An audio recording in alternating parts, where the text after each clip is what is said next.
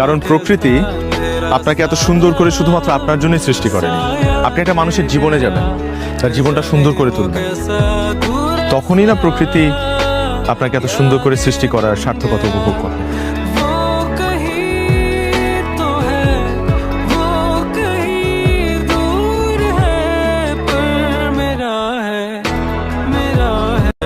কারণ প্রকৃতি আপনাকে এত সুন্দর করে শুধুমাত্র আপনার জন্যই সৃষ্টি করেনি। আপনি একটা মানুষের জীবনে যাবেন, তার জীবনটা সুন্দর করে তুলবেন, তখনই না প্রকৃতি আপনাকে এত সুন্দর করে সৃষ্টি করার সার্থকতা উপভোগ করবে।